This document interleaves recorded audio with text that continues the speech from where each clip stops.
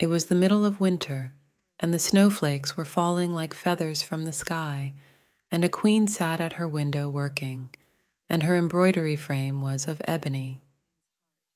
And as she worked, gazing at times out on the snow, she pricked her finger, and there fell from it 3 drops of blood on the snow. And when she saw how bright and red it looked, she said to herself, "Oh, that I had a child as white as snow, as red as blood, and as black as the wood of the embroidery frame." Not very long after she had a daughter, with a skin as white as snow, lips as red as blood, and hair as black as ebony, and she was named Snow White. And when she was born, the queen died. After a year had gone by, the king took another wife, a beautiful woman, but proud and overbearing, and she could not bear to be surpassed in beauty by anyone. She had a magic looking-glass, and she used to stand before it and look in it and say, "Looking-glass upon the wall, who is fairest of us all?" And the looking-glass would answer, "You are fairest of them all." And she was contented, for she knew that the looking-glass spoke the truth. Now, Snow White was growing prettier and prettier, and when she was 7 years old, she was as beautiful as day, far more so than the queen herself. So one day, when the queen went to her mirror and said, "Looking-glass upon the wall, who is fairest of us all?" it answered, "Queen, you are full fair, 'tis true, but Snow White fairer is than you." This gave the queen a great shock, and she became yellow and green with envy. And from that hour, her heart turned against Snow White, and she hated her. And envy and pride, like ill weeds, grew in her heart higher every day, until she had no peace day or night. At last she sent for a huntsman and said, "Take the child out into the woods, so that I may set eyes on her no more. You must put her to death, and bring me her heart for a token." The huntsman consented and led her away.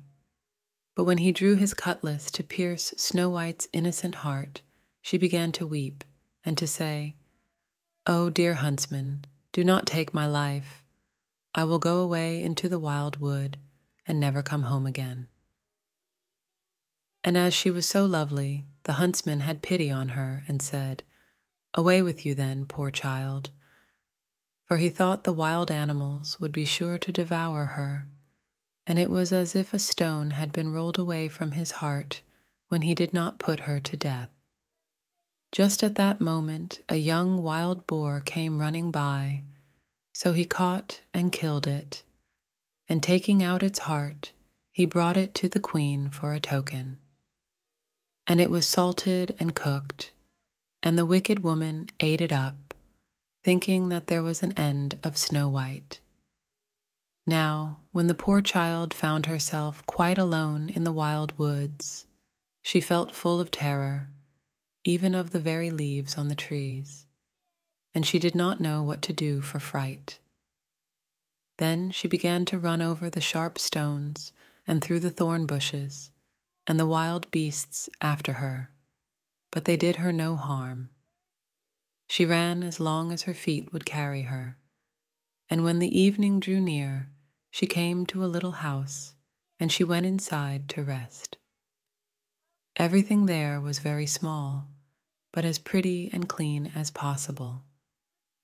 There stood the little table ready laid, and covered with a white cloth, and 7 little plates, and 7 knives and forks, and drinking cups.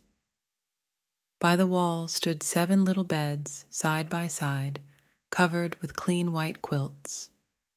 Snow White, being very hungry and thirsty, ate from each plate a little porridge and bread, and drank out of each little cup a drop of wine, so as not to finish up one portion alone. After that, she felt so tired that she lay down on one of the beds, but it did not seem to suit her. One was too long, another too short, but at last the 7th was quite right, and so she lay down upon it, committed herself to heaven, and fell asleep. When it was quite dark, the masters of the house came home. They were 7 dwarfs, whose occupation was to dig underground among the mountains.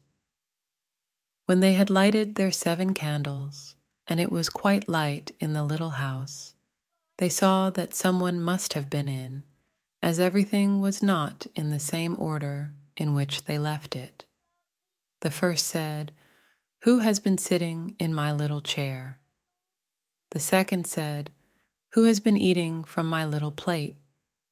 The third said, "Who has been taking my little loaf?" The fourth said, "Who has been tasting my porridge?" The fifth said, "Who has been using my little fork?" The sixth said, "Who has been cutting with my little knife?" The seventh said, "Who has been drinking from my little cup?" Then the first one, looking round, saw a hollow in his bed and cried, "Who has been lying on my bed?" And the others came running and cried, "Someone has been on our beds too." But when the seventh looked at his bed, he saw little Snow White lying there asleep.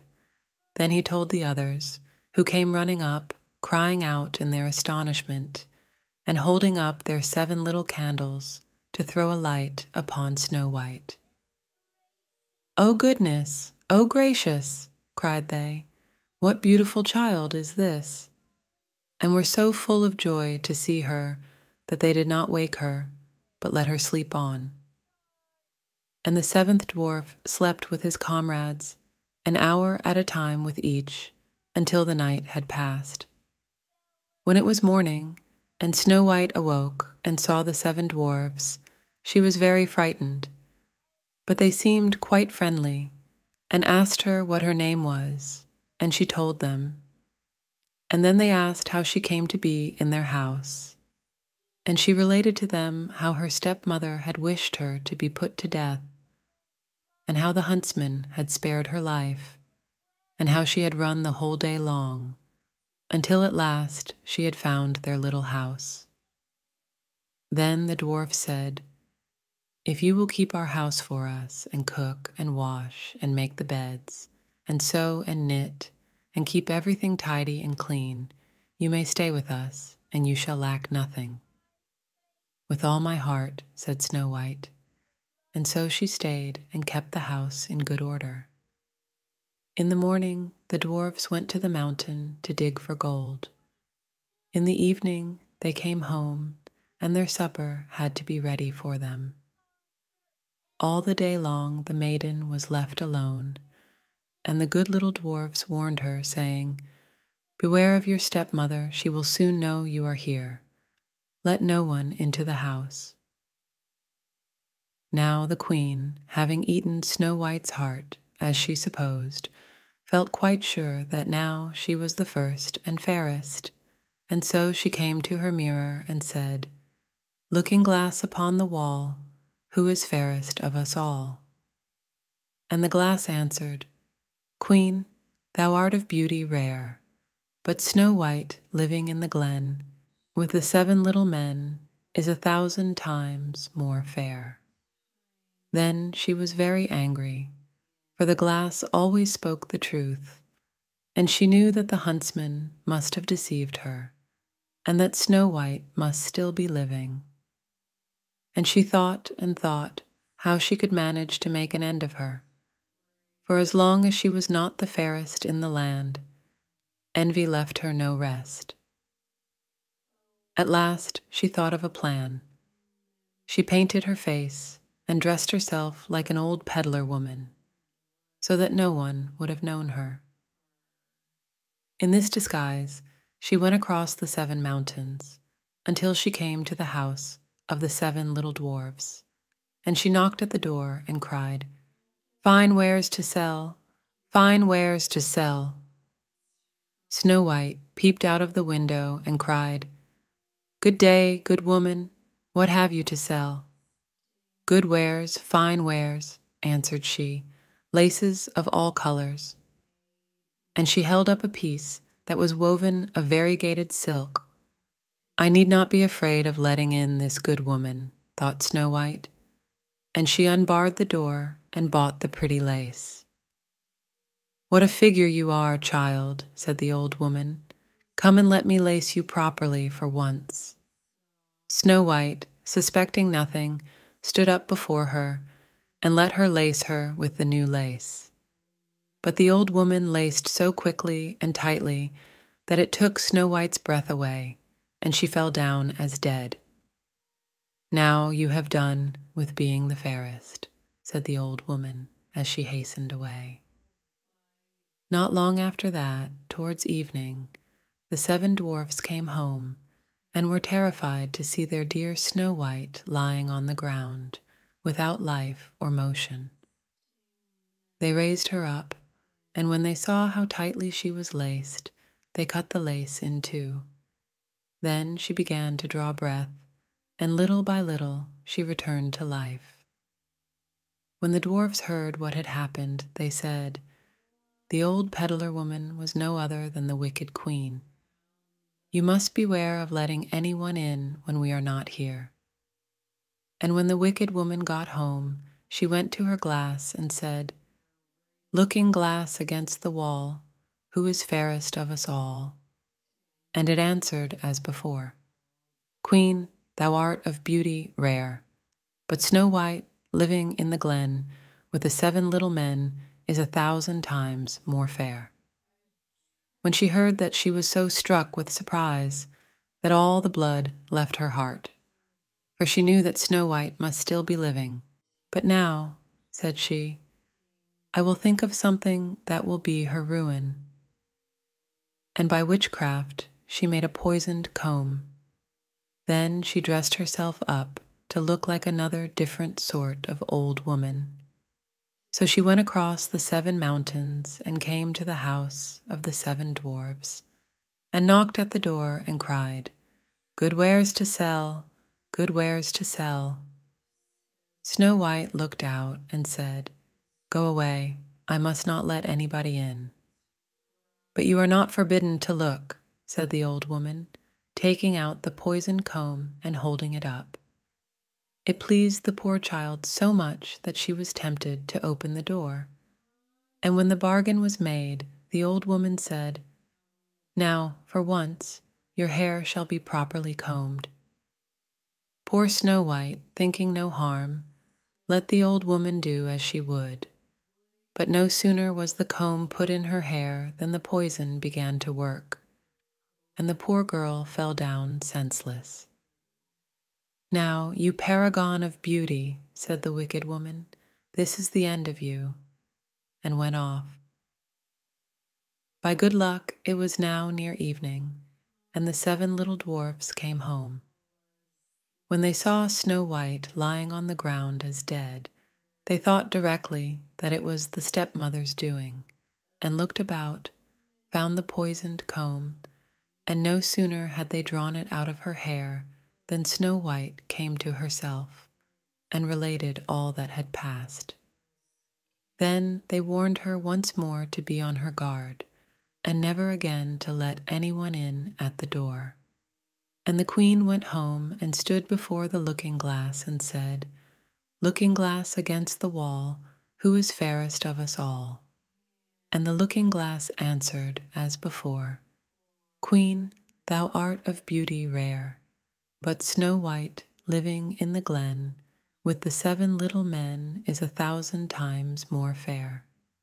When she heard the looking-glass speak thus, she trembled and shook with anger. "Snow White shall die," cried she, "though it should cost me my own life." And then she went to a secret, lonely chamber where no one was likely to come, and there she made a poisonous apple. It was beautiful to look upon, being white with red cheeks, so that anyone who should see it must long for it, but whoever ate even a little bit of it must die. When the apple was ready, she painted her face and clothed herself like a peasant woman, and went across the 7 mountains to where the 7 dwarfs lived. and when she knocked at the door, Snow White put her head out of the window and said, "I dare not let anybody in. The 7 dwarfs told me not to." "All right," answered the woman. "I can easily get rid of my apples elsewhere. There, I will give you one." "No," answered Snow White, "I dare not take anything." "Are you afraid of poison?" said the woman. "Look here, I will cut the apple in 2 pieces. You shall have the red side, I will have the white one." For the apple was so cunningly made that all the poison was in the rosy half of it.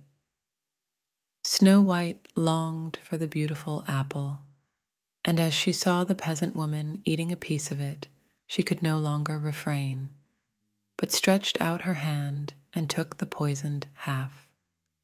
But no sooner had she taken a morsel of it into her mouth than she fell to the earth as dead. And the queen, casting on her a terrible glance, laughed aloud and cried, "As white as snow, as red as blood, as black as ebony, this time the dwarves will not be able to bring you to life again." And when she went home and asked the looking glass against the wall, "Who is fairest of us all?" At last it answered, "You are the fairest now of all." Then her envious heart had peace, as much as an envious heart can have. The dwarfs, when they came home in the evening, found Snow White lying on the ground, and there came no breath out of her mouth, and she was dead. They lifted her up, sought if anything poisonous was to be found, cut her laces, combed her hair, washed her with water and wine, but all was of no avail. The poor child was dead and remained dead. Then they laid her on a bier, and sat all 7 of them round it, and wept and lamented 3 whole days. And then they would have buried her, but that she looked still as if she were living, with her beautiful blooming cheeks. So they said, "We cannot hide her away in the black ground." And they had made a coffin of clear glass, so as to be looked into from all sides, and they laid her in it, and wrote in golden letters upon it her name, and that she was a king's daughter. Then they set the coffin out upon the mountain, and one of them always remained by it to watch. And the birds came too, and mourned for Snow White, first an owl, then a raven, and lastly a dove. Now for a long while Snow White lay in the coffin and never changed, but looked as if she were asleep, for she was still as white as snow, as red as blood, and her hair was as black as ebony. It happened, however, that one day a king's son rode through the wood and up to the dwarf's house, which was near it. He saw on the mountain the coffin, and beautiful Snow White within it, and he read what was written in golden letters upon it. Then he said to the dwarfs, "Let me have the coffin, and I will give you whatever you like to ask for it." But the dwarfs told him that they could not part with it for all the gold in the world. But he said, "I beseech you to give it me, for I cannot live without looking upon Snow White. If you consent, I will bring you to great honor and care for you as if you were my brethren." When he so spoke, the good little dwarfs had pity upon him and gave him the coffin. And the king's son called his servants and bid them carry it away on their shoulders. Now it happened that as they were going along, they stumbled over a bush, and with the shaking, the bit of poisoned apple flew out of her throat.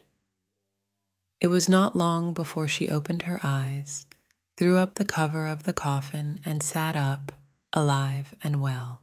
"Oh dear, where am I?" cried she. The king's son answered, full of joy, "You are near me." And, relating all that had happened, he said, "I would rather have you than anything in the world. Come with me to my father's castle, and you shall be my bride." And Snow White was kind, and went with him, and their wedding was held with pomp and great splendor. But Snow White's wicked stepmother was also bidden to the feast, and when she had dressed herself in beautiful clothes, she went to her looking-glass and said, "Looking-glass upon the wall, who is fairest of us all?" The looking-glass answered, "O Queen, although you are of beauty rare, the young bride is 1,000 times more fair." Then she railed and cursed, and was beside herself with disappointment and anger. First she thought she would not go to the wedding, but then she felt she should have no peace until she went and saw the bride.